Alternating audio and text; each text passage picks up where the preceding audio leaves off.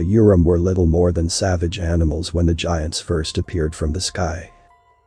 An expedition of about 30 or so of them arrived to research the Urim homeworld, known as Gorum.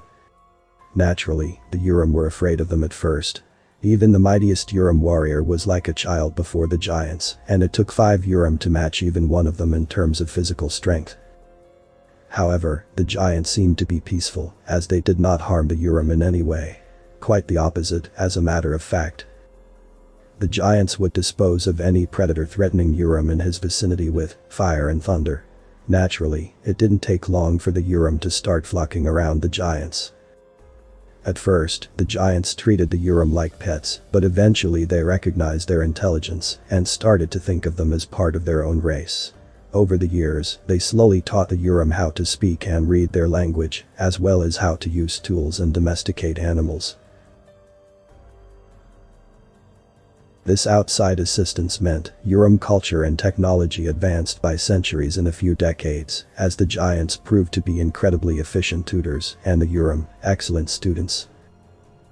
As the years passed, the relationship between the two races strengthened, with the giants coming to refer to the Urim as their little brothers and sisters. The Urim reciprocated this by referring to the giants as their big brothers, though in a more literal way, as their interpretation of the phrase was more in line with giant kinsmen.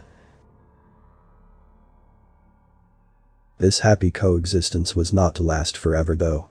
The giant researchers, who decided to stay behind on Gorum with the Urim, instead of returning to their own world, were not numerous enough to establish a permanent colony.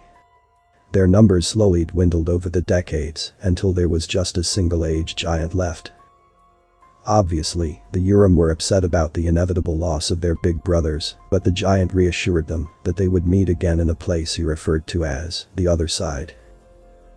The Gorum had never truly adopted the giants' religious beliefs, instead developing a cult centered around the giants, who seemed divine to them. This meant the concept of an afterlife was lost on them, and the meaning of the giants' words were lost on the Urim.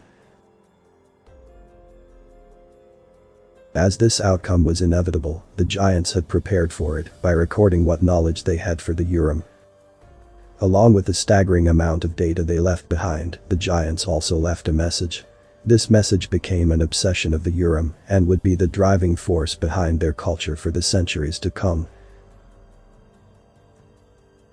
Nearly 3 centuries later, a ship of unknown origin entered the territory of the race known as humans.